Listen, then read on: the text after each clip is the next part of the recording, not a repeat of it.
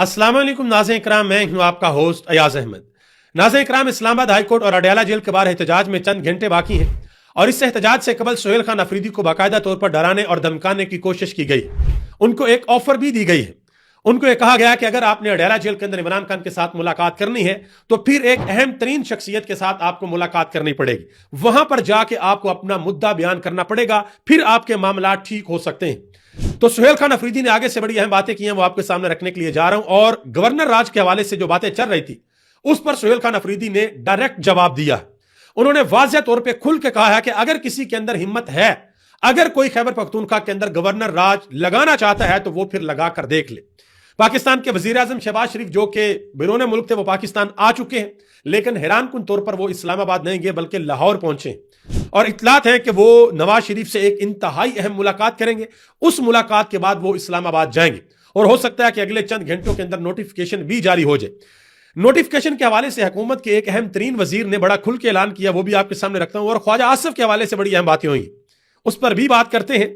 Field marshal general Asim Munir ने एक दो दिन कबल सियासतदानों को सामने बिठाकर उनके साथ बड़ी अहम बातें की हैं। अब उन बातों को जो हुकूमत के करीबी साफी हैं उन्होंने रिपोर्ट करना शुरू कर दिया कि फील्ड मार्शल ने पाकिस्तान के जो पार्लियामेंटेरियंस हैं, जो नेशनल असेंबली के अंदर हैं, उनके बारे में क्या कहा है, नए सूबों के बारे में आगे क्या हो सकता है, एनएफसी के बारे में आगे क्या हो सकता है, और ये निजाम क्या चलेगा या नहीं चलेगा, इसके बारे में आगे क्या हो सकता है, यह तफसीलात आपको बताता हूं।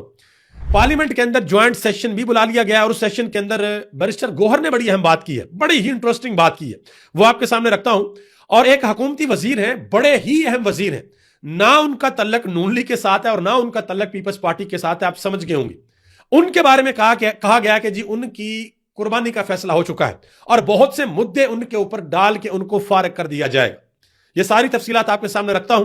गुजारिश करूंगा कि वीडियो को लाइक कर दें और मेरे वो तमाम दोस्त जिन्होंने अभी तक हमारे चैनल को सब्सक्राइब नहीं किया उनसे मुदबाना गुजारिश है कि हमारे चैनल को जरूर सब्सक्राइब करें ताकि ये इंफॉर्मेशन का सिलसिला आप लोगों तक पहुंचता रहे। नाज़रीन किराम, सबसे पहले नंबर पे सुहेल खान अफरीदी ने वाज़ेह तौर पे खुल के कहा है। उन्होंने कहा कि खैबर पख्तूनख्वा में पहले ही इमरान खान का राज है, सूबे में किसी और के राज की जरूरत नहीं। अगर हिम्मत है तो गवर्नर राज लगा कर दिखाएं, हम किसी से नहीं डरते। यह सुहेल खान अफरीदी ने वाज़ेह तौर पर खुलकर कह दिया। और चंद घंटे बाकी बचे हैं। पाकिस्तान तहरीक इंसाफ ने पहले एहतजाज करना है इस्लामाबाद हाई कोर्ट के बाहर और फिर उन्होंने जाकर एहतजाज करना है अडयाला जेल के बाहर। अगर तो मुलाकात हो गई तो फिर यह एहतजाज लंबा नहीं चलेगा, लेकिन अगर यह मुलाकात ना हुई तो इतलात यह है कि इमरान खान की फैमिली ने यह डिसाइड कर रखा है कि अब की बार जब तक मुलाकात नहीं करवाई जाएगी इमरान खान की फैमिली अडयाला जेल के बाहर से नहीं उठेगी, वो वहां पर धरना देंगे। हफीजुल्लाह न्याजी ने इस हवाले से एक बड़ी अहम बात की है। उन्होंने कहा जी इमरान खान की बहनों से मुलाकात करवा दें। उन्होंने कहा कि इतने सख्त दिल ना बने वरना परवेज मुशर्रफ का आप हाल देख लें कि उसका हाल क्या हुआ।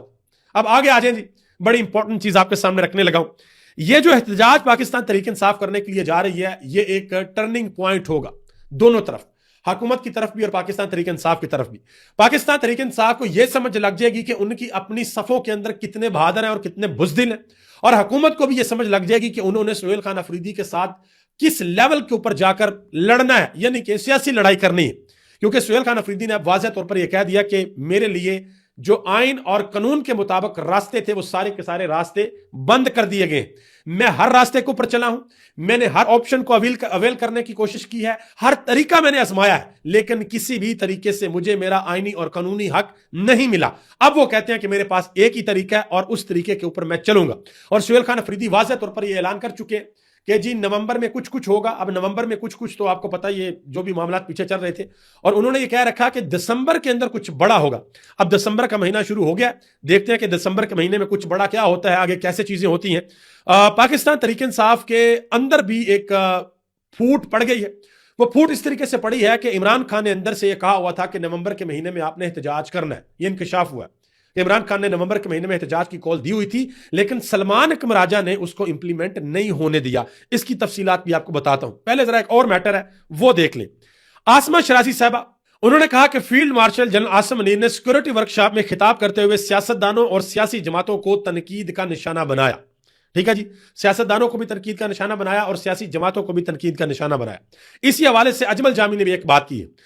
انہوں نے کہا کہ نیشنل سیکورٹی ورکشاپ کے شرکا سے جو گفتگو ہوئی اس کے بعد ایس آئی ایف سی کے نیشنل کوارڈینیٹر لیفٹیننٹ جنرل سرفراز نے جو گفتگو کی، ان دونوں کا خلاصہ یہ ہے کہ موجودہ اسٹیبلشمنٹ اس حکومت کی پالیسیوں، ان کی کارکردگی، ان کی گورننس سے خوش نہیں ہے۔ انہوں نے کہا کہ اس کو جوڑیں نوٹیفکیشن کے ساتھ، میاں نواز شریف کے اچانک سامنے آ جانے کے ساتھ، اور شہباز شریف کے 4 دن ملک سے باہر رہنے کے ساتھ۔ انہوں نے کہا کہ کیا یہ 3 اشاریے محض حسن اتفاق ہے؟ انہوں نے کہا کہ نوٹیفکیشن تو آ جائے گا اگلے 24 یا 48 گھنٹوں میں، لیکن جو دسمبر ہے یہ ستمگر ہوگا۔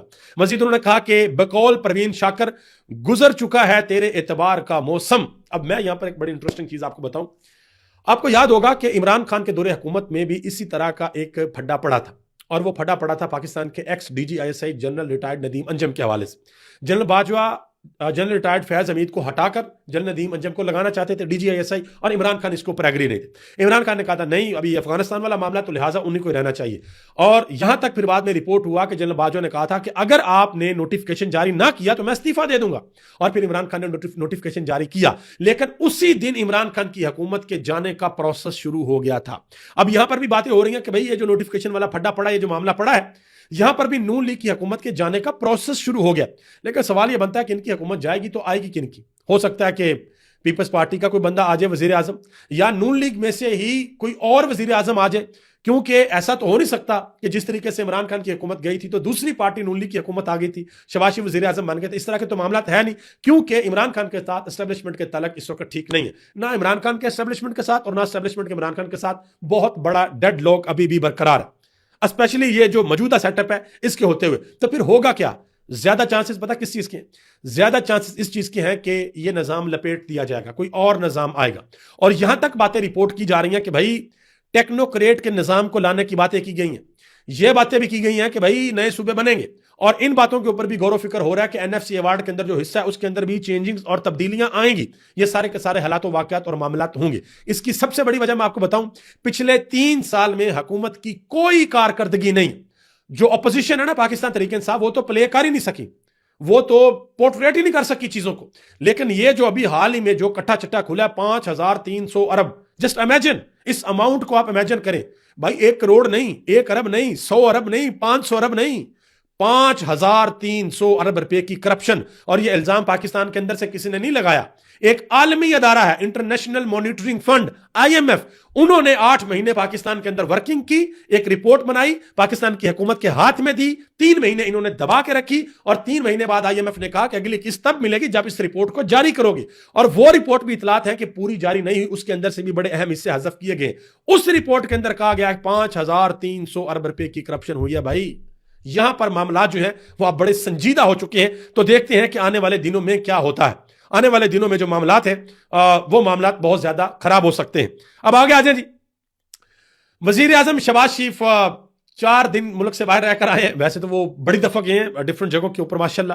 اب انہوں نے پاکستان واپس آنا تھا، پہلے اطلاع تھی کہ وہ اسلام آباد آئیں گے اور آ کر یہ نوٹیفکیشن والا معاملہ جو ہے بڑی کیا سرائیاں ہو رہی ہیں اس کو جلدی جلدی نپٹائیں گے، لیکن اب اطلاعات ہیں کہ بھائی پہلے وہ ملاقات کریں گے نواز شریف کے ساتھ، انتہائی اہم ملاقات ہوگی، اس کے بعد وہ پھر جائیں گے اسلام آباد، ٹھیک ہے جی، اور پھر جا کر وہاں پر اگلے معاملات ہوں گے۔ اب میں یہاں پر ایک اور چیز آپ کو بتاؤں، اکبر باجوہ صاحب نے اس طرف اشارہ دیا، انہوں نے کہا جی خیال یہ ہے کہ نون لیگ اس وقت سمجھ رہی ہے کہ چونکہ پی ٹی آئی کے ساتھ اس وقت معاملہ ٹھیک نہیں ہو سکتے، نہ ہی پی ٹی آئی ختم ہو سکی ہے، نہ اس کی مزاحمت ختم ہو رہی ہے، تو ہمارے علاوہ کوئی آپشن نہیں۔ انہوں نے کہا لہٰذا اس ہنگامے میں ہم کچھ منوانے کی کوشش کرتے ہیں، یعنی کہ نون لیگ اپنی کچھ خواہشات منوانے کی کوشش کرے گی، اور اسی کی ایک کڑی آپ نے دیکھی تھی جو نواز شریف صاحب نے پریس کانفرنس کر کے کہا تھا کہ عمران خان سے بڑے مجرم اس کو لانے والے ہیں، اور نون لیگ کے قریبی صحافی یہ کہہ رہے ہیں کہ میاں صاحب کا یہ خیال ہے کہ اگر عمران خان کے علاوہ جو لوگ عمران خان کو لائے تھے جو بڑے مجرم ہیں، اگر ان کو نہیں پکڑنا تو پھر عمران خان کو بھی چھوڑ دیں، ہمیں اس سے کوئی فرق نہیں پڑتا۔ حالانکہ فرق تو پڑتا ہے، اگر آپ کو فرق نہ پڑتا ہو تو لے، حکومت نے کیسز بنائے ہوئے نا، سارے کیسز وڈرا کریں، واپس کریں، آپ عمران خان خود بخود رہا ہو جائیں گے، لیکن ایسا نہیں کریں گے، 2 نمبری بڑی چلتی ہے۔ آگے آ جائیں جی، حنیف عباسی صاحب وزیر ریلوے ہیں، انہوں نے واضح طور پر اعلان کیا، انہوں نے کہا جی میں اعلان کر رہا ہوں general Asim Munir he chief of defence forces ہیں، انہوں نے واضح طور پر کہہ دیا کہ وہی چیف آف ڈیفنس فورسز ہیں۔ ساتھ میں انہوں نے ایک اور بات کی ہے خواجہ آصف کے حوالے سے، انہوں نے کہا جی خواجہ آصف نے جنرل باجوہ سے بہت سے فائدے لیے ہیں، اب ان کو جنرل باجوہ کے خلاف نہیں بولنا چاہیے۔ انہوں نے کہا کہ میری خواجہ آصف سے بات نہیں ہوتی، میں ایسا تعلق نہیں رکھتا، یہ انہوں نے بات کی۔ حنیف عباسی نے. اب یہ ایک ہی پارٹی کے اندر دو لوگوں کا اختلاف رائے ہے, جمہوریت کا حسن ہے, ہو سکتا ہے, اس میں کوئی بڑی بات نہیں, اور یہ بڑی اچھی بات ہے اگر آپس میں ایک ہی پارٹی کے اندر اختلاف ہوتا ہے. تو ایک اور بات کی ہے حنیف عباسی نے, کہتے ہیں کہ جنرل ریٹائرڈ فیض حمید جب پاور میں تھے تو سمجھتے تھے کہ ان کو کوئی نہیں دیکھ رہا, لیکن ان کی ریکارڈنگ ہو رہی تھی. ایک ریکارڈنگ ان کی ہے, یہ بڑے لوگ بات کر چکے ہیں کہ ان کی ایک ایسی ریکارڈنگ ہے جو کہ معاملات جو ہے وہ کچھ اور ہے. طلعت حسین صاحب جن کے بارے میں سمجھا جاتا ہے کہ حکومت اور اسٹیبلشمنٹ دونوں کے بڑے قریب ہیں, ان کی ذرا بات سن لیں, کیونکہ آج کل حکومتی صحافی جو ہے بڑے ایکٹیو ہوئے پڑے ہیں اور سب لوگ حیران پریشان ہیں, کر کیا رہے ہیں, ہو کیا رہا ہے بھائی, اندر خط چل کیا رہا ہے. اب طلعت حسین صاحب کیا کہتے ہیں, کہتے ہیں کہ اس حکومت نے نالائکی کی حد کر دی ہے. اس حکومت نے 27ویں ترمیم کے ذریعے ایک نظام لپیٹا اور پھر نوٹیفکیشن نکالنے کے لیے یہ تیار نہیں تھے. اس وقت پاکستان کے پاس نہ تو چیف آف ڈیفنس سٹاف ہے اور نہ ہی چیف آف ڈیفنس. اس حکومت نے ایک وبال کھڑا کر دیا. آپ اندازہ لگا کہ وہ جو نوٹیفکیشن جاری ہونا تھا وہ نوٹیفکیشن ابھی تک جاری نہیں ہوا.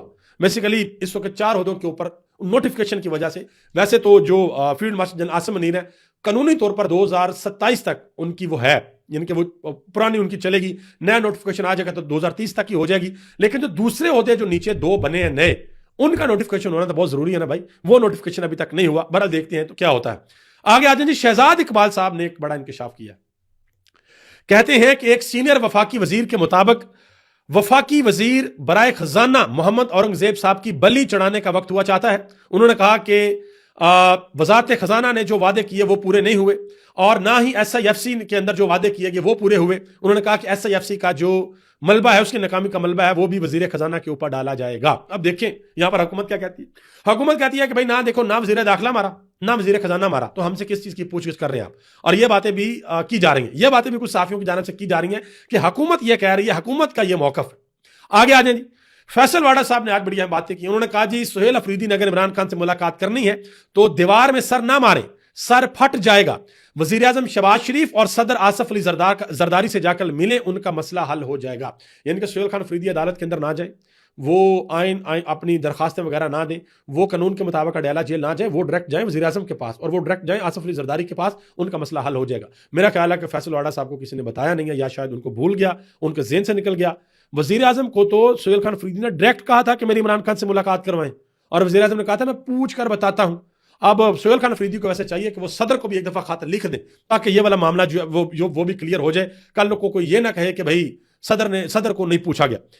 پاکستان کی پارلیمنٹ کے اندر جو جوائنٹ سیشن بلایا گیا, اس میں اسد قیصر نے بڑی اہم بات کی. انہوں نے کہا جی گورنر راج لگانا تو لگا لیں, جو کرنا ہے کریں, لیکن پھر جو ہوگا وہ کسی سے سنبھالا نہیں جائے گا. بیرسٹر گوہر نے بڑی اہم بات کی.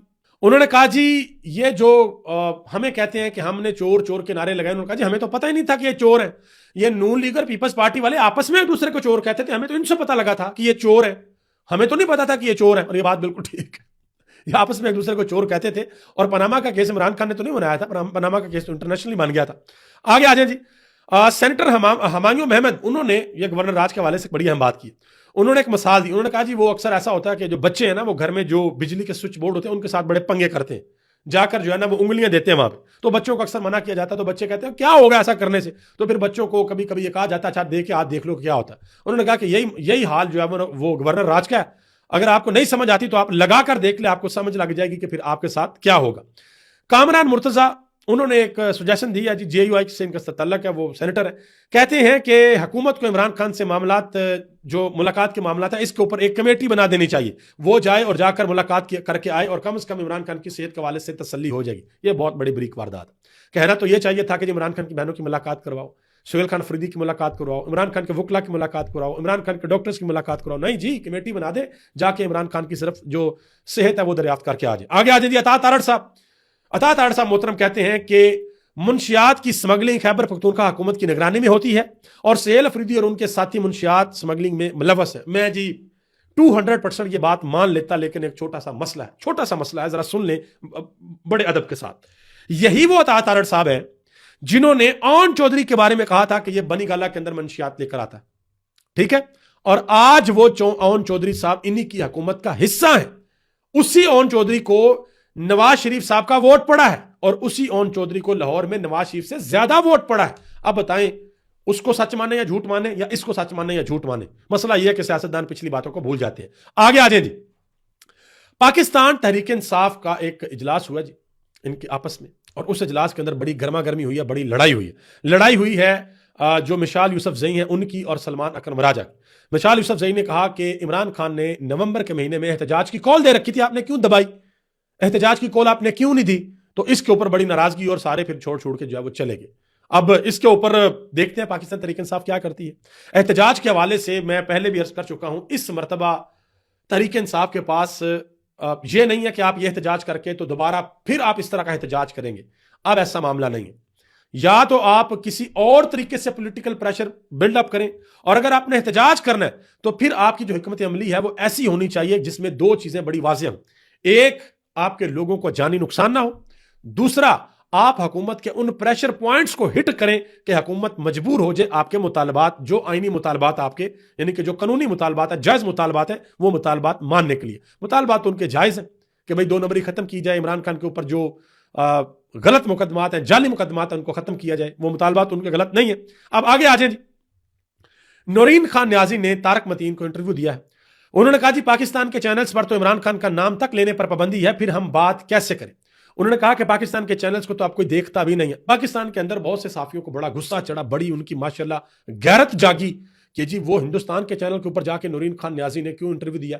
ہندوستان کے میڈیا پروپیگنڈا کر رہا تھا نا کہ عمران خان کو خدا نہ خواستہ نقصان پہنچا دیا گیا, تو بھائی ان کے پروپیگنڈے کا جواب ان کے میڈیا کے اوپر جا کے دینا تھا.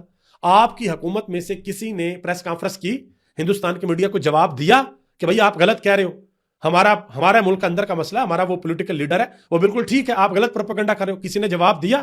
نہیں دیا. اور وہ میرے تمام محترم صحافی جن کو مسئلہ ہے, جن کو اعتراض ہے, ان کو چاہیے کہ وہ عمران خان کی بہنوں کو اپنے شو کے اندر بلائیں اور اپنے شو کے اندر بلا کر ان سے بات کریں. پھر اس کے بعد پھر وہ اعتراض کریں کہ جی ہم آپ کو بلاتے ہیں, آپ انڈیا کے میڈیا کے اوپر کیوں گئی. ٹھیک ہے جی. میں آپ کو ویسے پہلے بھی بتا چکا ہوں کہ عمران خان کی بہنوں کا مقصد یہ نہیں ہے کہ ہندوستان کا میڈیا یا پاکستان کا میڈیا, ان کا مقصد صرف اتنا ہے کہ عمران خان کے ساتھ جو زیادتی ہو رہی ہے وہ انٹرنیشنل معاملات میں ہم اس کو بتائیں, بات کو پھیلائیں کہ عمران خان کے ساتھ جو ہے وہ زیادتی کی جا رہی. آگے آ جائیں جی. پاکستان تحریک انصاف کی جو قیادت ہے خیبر پختونخوا کی, انہوں نے ایک اہم ترین فیصلہ کیا. مینا خان افریدی نے آج بات کرتے ہوئے کہا, انہوں نے کہا کہ ہم سب کا متفقہ فیصلہ ہے کہ کسی جماعت کے لیے نہیں بلکہ خیبر پختونخوا کی عوام کے لیے ہم مقدمہ بھرپور انداز میں لڑیں گے اور ہر فورم کے اوپر لڑیں گے. ہم صوبے کے طبقات کو اعتماد میں لیں گے. انہوں نے پیپلز پارٹی کے رہنما کو ساتھ کھڑا کیا, احمد کریم کنڈی کو. احمد کریم کنڈی نے کہا کہ خیبر پختونخوا کا مقدمہ حکومت کے ساتھ مل کر لڑیں گے. وزیر اعلیٰ سہیل افریدی کی یونیورسٹیوں میں طلبہ کے لیے NFC سے متعلق آگاہی مہم کو سراہتا ہوں. انہوں نے کہا جی ہم ساتھ ہیں اور ہم لابنگ کریں گے اور ہم باقاعدہ طور پر اس کو آگے لے کر چلیں گے. آگے آ جائیں جی. حامد میر صاحب نے ایک بڑی اہم بات کی. انہوں نے کہا جی میں پہلے بھی آف ایئر ہو چکا ہوں اور اگر مزید کسی کو شوق ہے کہ اس نے مجھے آف ایئر کرنا ہے تو وہ پھر مجھے آف ایئر کر لے, اگر مزید کسی نے مجھے آف ایئر کرنا ہے تو. ابھی تک لیتا ہوں, آپ سب کا بہت بہت شکریہ. پاکستان زندہ باد, پاکستان کے کروڑوں عوام پائندہ باد.